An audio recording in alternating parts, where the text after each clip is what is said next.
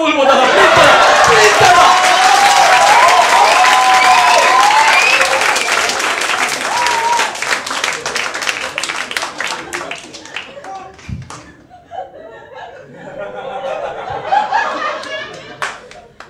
আচ্ছা এসেছে।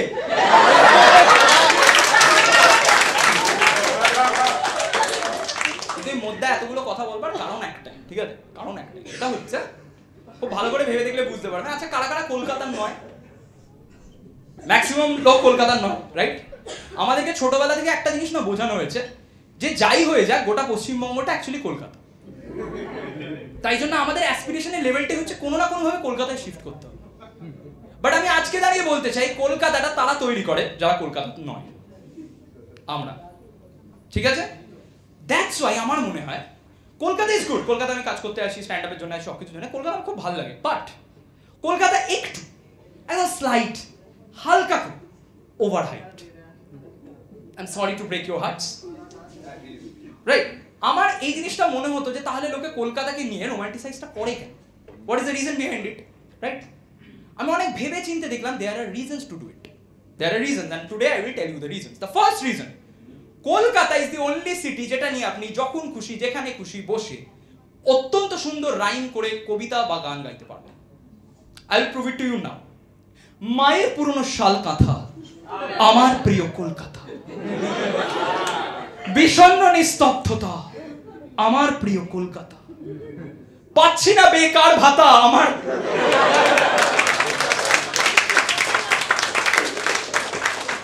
কিন্তু যে মোমেন্টে আমি বলবো হাওড়া,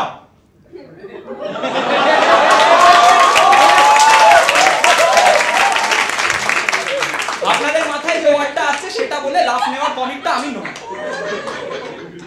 ঠিক আছে? হুগলি কেউ রাইম করতেই পারবে না, গুগলি পাগলি অ্যাড্রেস মুগলি, সম্ভবই নয়। কিন্তু আপনি যদি বলেন তুমিও হেঁটে দেখো কলকাতা, ও হাঁটবে আপনার সাথে। আপনি ট্রাই করে দেখুন তুমিও হেঁটে দেখো মালদা, ও প্রাক্তন তখন হয়ে যাবে at that very moment. Second reason, Kolkata is very Instagram worthy. ইনস্টাগ্রামে যে কোনো কলকাতায় একটা ফ্রেম ধরুন, ইটস আ ফ্রেম, আপনাকে ফিল্টার লাগাতে হবে না, everywhere it's a frame. That's why engineering স্টুডেন্টরা ফার্স্ট ইয়ারে ডিএসএলআর কিনে সবার আগে যে ছবিটা তোলে সেটা হচ্ছে একটা ট্যাক্সি যাচ্ছে, একটা হলুদ ট্যাক্সি যাচ্ছে, পাশ দিয়ে চমুক যাচ্ছে, ওপরে ক্যাপশন প্রবীণ এবং নবীন। এটা আমার প্রশ্ন, প্রত্যেকটা কলকাতাবাসীকে আমি প্রশ্নটা করতাম যে হ্যাঁ রে, এই হলুদ ট্যাক্সিগুলো ইনস্টাগ্রামে কোথায় যায়? কারণ ইন রিয়ালিটি এরা কোথাও যাচ্ছে না, এরা শুধু ইনস্টাগ্রামেই যায়। আমি অনেক দিন ধরে এটা ভাবতাম যে এই হলুদ ট্যাক্সিগুলো কোথাও যদি না যাবে তাহলে বেরিয়েছে কেন? ওরা মুখের উপর বলে যাবে দাদা গড়িয়ে যাবেন না। আমি তো তাহলে পারপাসটা কি? আমি গোটা ইঞ্জিনিয়ারিংটা কমপ্লিট করার পরে বুঝলাম they had a bigger purpose. They were there to tell you a learning of your life, যে আপনার কাছে সব সময় টাকা থাকলেই আপনি সিলেক্টেড হবেন না। আমি মাইন্ড বলছি ডাউন টু আর্থ হতে আমার যদি কেউ শিখিয়ে থাকে তাহলে হলুদ ট্যাক্সি ওয়ালা। আমি ওই দিনটার জন্য অপেক্ষা করছি যেদিন মুকেশ আম্বানি কলকাতায় আসবে। আরে সে বলবে শোন গড়িয়া যাবি না, গড়িয়া যাবি না বললাম তো। তুই জানিস আমি কে? তুই জানিস আমি কে? আমি জিওর মালিক, আমার ভোডাফোন।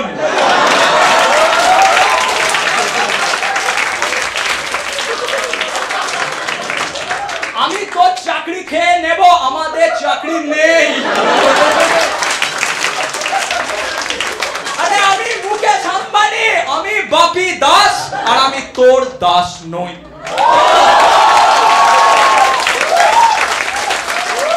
আমি বলে দিচ্ছি মুকেশ এসে ছাপ্পা ভোট দিয়ে যাবে যে হ্যাঁ ঠিক আছে, কারেক্ট আছে।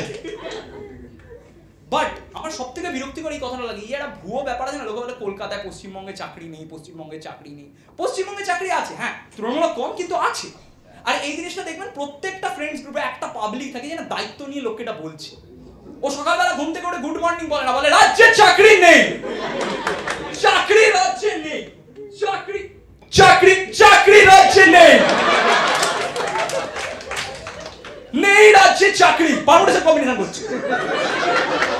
আর এছাড়া কোত্থেকে ভগবান জানে একটা স্ট্যাটিস্টিক্স রিপোর্ট দেয় অলওয়েজ, যেটাতে রাজ্য তালিকায় সবচেয়ে নিচে, যাতে লিখতে পারে আবার তালিকার নিম্নে রাজ্য, আবার স্থান পেল না রাজ্য। একদিন পাঠিয়েছে, আমি একবার দেখে নে কিসের পাঠিয়েছিস। এটা ইনক্রিজিং রেট অফ মোলেস্টেশনের একটা তালিকা, যেটা হরিয়ানা দিয়ে স্টার্ট হয়, সেটা কোনোদিন পশ্চিমবঙ্গের নিচে ছাড়া উপরে থাকবে না।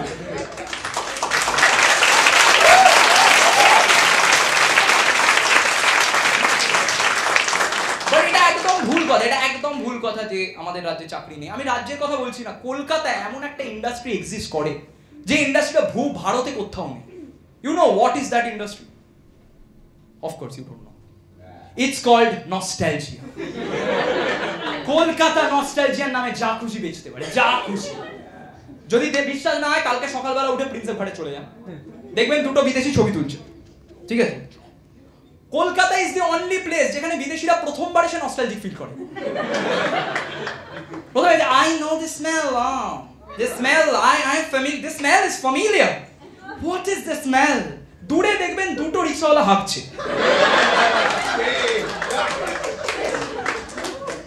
বিদেশিনী অবাক হয়ে তাকিয়ে আছে, অবাকও না বিস্মিত হয়ে তাকিয়ে আছে, ওদের দিকে তাকিয়ে বলছে can I take a picture? ওরা হাঁক দেখতে বলছে কইনো কইনো কইনো কইনো। আর এই নস্টালজিয়ার সবথেকে বড় উদাহরণ হচ্ছে যে জিনিসটা আজও বিক্রি হয় কলকাতায় শুধু নস্টালজিয়ার নামে, আজ আবার রেকর্ডিং হচ্ছে বলতে চাই, সেটা হচ্ছে কফি হাউসের কফি।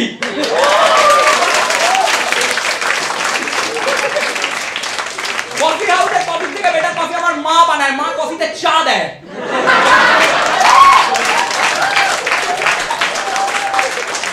আরে চোখের সামনে দেখি আমার একটা বন্ধু, ওর বয়ফ্রেন্ড মুম্বাইতে থাকে, প্রথমবার কলকাতা এসে ওকে কফি হাউসের সামনে নিয়ে বলছে ওকে this place I told you this is the part of the heritage, okay? If you just enter, you will feel like the time has stopped, okay? You will feel like it's a time machine, you will feel like the time travel is going on, you will see the waiter, they are Christopher Nolan, okay?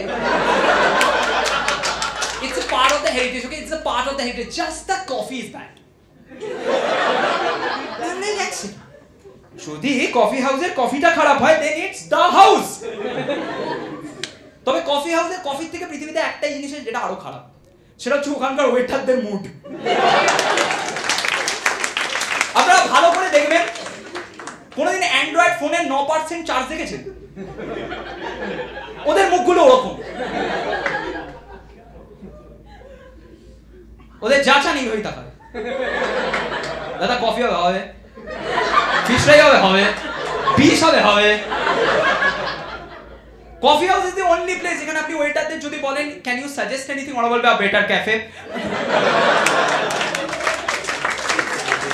ওরা এত normalise করে নিয়েছে, ওরা জলে ঢাকা দেয় না, জলে মাছি ভনভন করে, জলগুলোকে দেখলে মনে হয় মান্না দিয়ে অর্ডার করেছিল।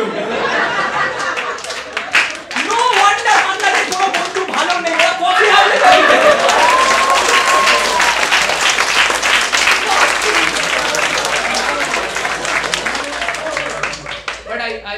I have to say it. I love Kolkata, and that's because Kolkata my ja content দেয়। কলকাতায় এরকম টাকাবেন কন্টেন্ট। আমি একদিন রাস্তায় যাচ্ছিলাম, একটা হোর্ডিং দেখলাম, একটা হোর্ডিং, নরমাল হোর্ডিং, হোর্ডিংয়ে বড় বড় করে লেখা, একটা হোটেলের হোর্ডিং ছিল, বড় বড় করে লেখা আর নেই চিন্তা, মন্দারমণিতে আপনার থাকবার নতুন ঠিকানা হোটেল শান্তিনিকেতন।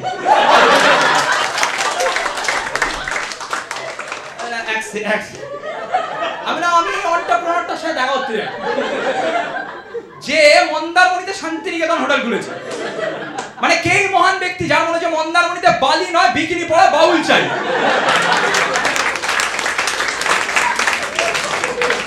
যে মন্দারমণিতে হোটেল শান্তিনিকেতন খুলেছে, শান্তিনিকেতন নিশ্চয়ই একটা হোটেল আছে, তার নাম হোটেল সাগরকন্যা। আর আমার বক্তব্য হচ্ছে মন্দারমণিতে একটা হোটেলের নাম শান্তিনিকেতন কেন হবে? ভালো করে ভেবে দেখুন, মন্দারমণি কারা যায়? কারা যায় মন্দারমণিতে? দু ধরনের লোক যায়। এক হচ্ছে 5টা বন্ধুর গ্রুপ যেখানে একজনের ব্রেকআপ হয়েছে, আর একটা হচ্ছে, আমি সেকেন্ডটা নিয়ে বলবো না কারণ আমার কোনো অভিজ্ঞতা নেই, বাট 5টা বন্ধুর গ্রুপ, ঠিক আছে? 5টা বন্ধুর গ্রুপ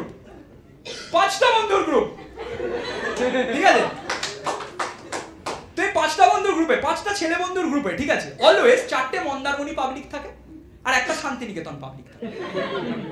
ব্রেকআপটা অলওয়েজ শান্তিনিকেতনের হয়। মন্দারমণিরা ওর টাকায় ওর থেকে মাল খেয়ে ওকে খিস্তি করতে যায়। আর আপনি কি করে বুঝবেন যে আপনি শান্তিনিকেতন না আপনি মন্দারমণি? বলে দিচ্ছি, যদি আপনি কোনো একটা হোটেল বুক করেন আর আপনার পাশের রুম থেকে জোরে লাউড স্পিকারে মিউজিকের আওয়াজ আসে, যে শান্তিনিকেতনই পাবলিকটা হবে সে ম্যানেজারকে ফোন করে বলবে পাশ থেকে লাউড স্পিকারে গান বাজছে, আপনি প্লিজ বন্ধ করানোর ব্যবস্থা করুন। যারা মন্দারমণি পাবলিক হবে তারা দেওয়ালে কান লাগিয়ে বসে থাকবে, লাগাচ্ছে লাগাচ্ছে লাগাচ্ছে লাগাচ্ছে লাগাচ্ছে লাগাচ্ছে লাগাচ্ছে লাগাচ্ছে লাগাচ্ছে লাগাচ্ছে পাকা লাগাচ্ছে। মন্দারমণি পাবলিকটা এত সুইট, ওরা সেক্স পাগলা বা সেক্সের এক্সিস্টেন্সে খুশি, কেউ তো পাচ্ছে।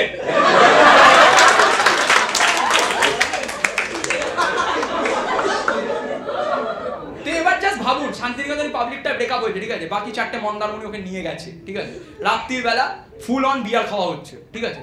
এই বন্ধুটা শান্তিনিকেতন পাবলিকটা অবভিয়াসলি আঁতেল, ঠিক আছে, ও কখনো ডিরেক্ট বলতে পারছে না আমার কষ্ট হচ্ছে। ও বলছে এরকম সমুদ্রের দিকে তাকিয়ে, আমি মিশে যাবো, আমি মিশে যাবো, আমি মিশে যাবো। পাশ থেকে একটা মাল বলছে mesh mesh mesh mesh mesh mesh, তুই তো চিনির ডালা না, মেশ কি হলো, মেশো মেশো মেশো। একটা মাল সামনে পাইচারি করছে, বলেছিলাম বলেছিলাম বলেছিলাম যাস না, বলেছিলাম বলেছিলাম তো, বার করেছিলাম তো, না শুনবে না, তখন তো প্লেলিস্ট বানাচ্ছি, অন্ধ করে দাও আমায় অন্ধ করে দাও।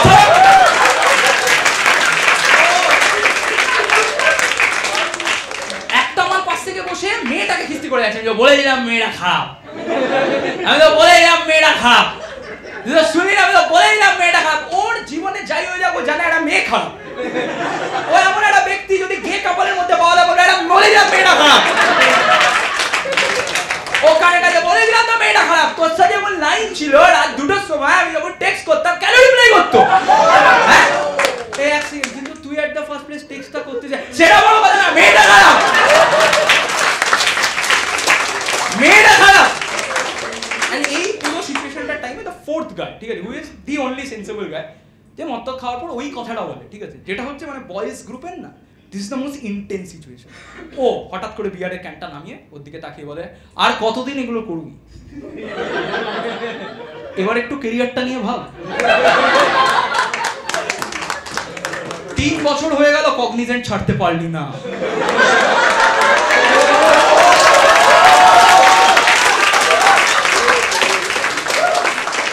মোবাইলটা দে, মোবাইলটা দে, নকরিতে অ্যাকাউন্ট আছে না, দে খুলে দিচ্ছি।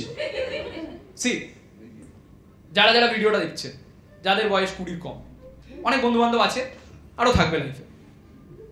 দুনিয়ায় দুটো টাইপের বন্ধু হয়, ঠিক আছে। এক হচ্ছে যখন তোমার ব্রেকআপ হবে, একদল বন্ধু হবে যারা টিন্ডার অ্যাকাউন্ট খোলাবে, আর একদল হবে যারা নকরিতে অ্যাকাউন্ট খোলাবে। যারা টিন্ডার অ্যাকাউন্ট খোলাবে তারা কোনো না কোনো পয়েন্ট অফ টাইমে লেফট সোয়াইপ হলেও হতে পারে। যারা নকরিতে খোলাবে তারা জমের দক্ষিণ দোয়ার অব্দি যাবে তোমার সাথে।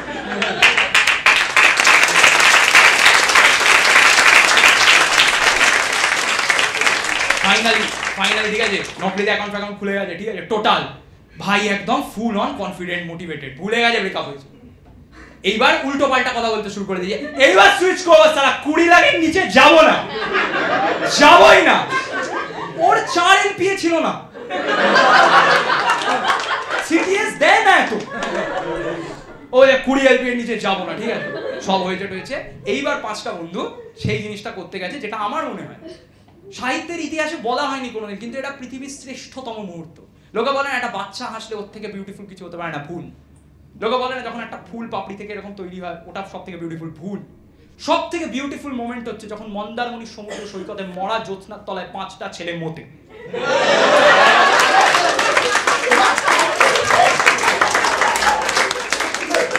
কারণ তখন যে ডিসকাশনটা হয় ওর থেকে সেরা কিছু নেই।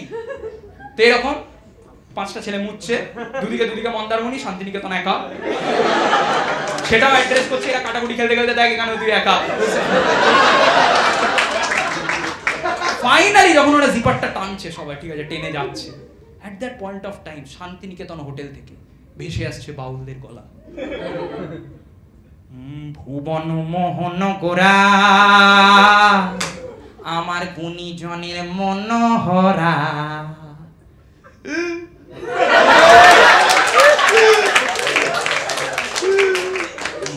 বনমোহন গোরা আমার গুণীজনের মনোহরা। বাকি চারটে মাল বুঝতেই পারছে না, কান্নার আওয়াজ শোনেনি জীবনে। এদিক ওদিক তাকাচ্ছে, একটা মাল বলছে মন্দারমণিতে শেয়াল।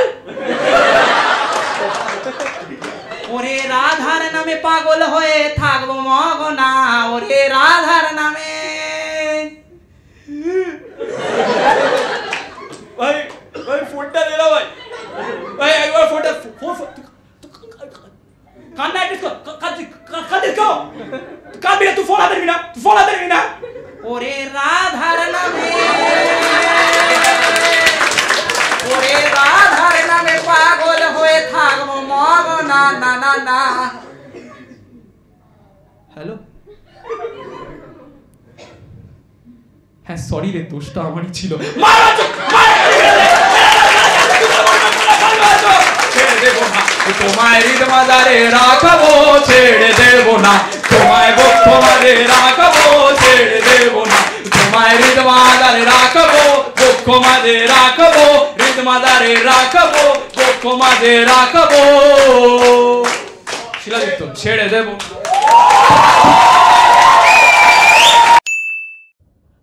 হ্যালো এভরিবডি, এতক্ষণ যে ভিডিওটা দেখলেন সেটা যদি ভালো লেগে থাকে তাহলে আপনাদের কাছে যে অনুরোধটা প্রত্যেকবার করি এবারেও সেটাই করব।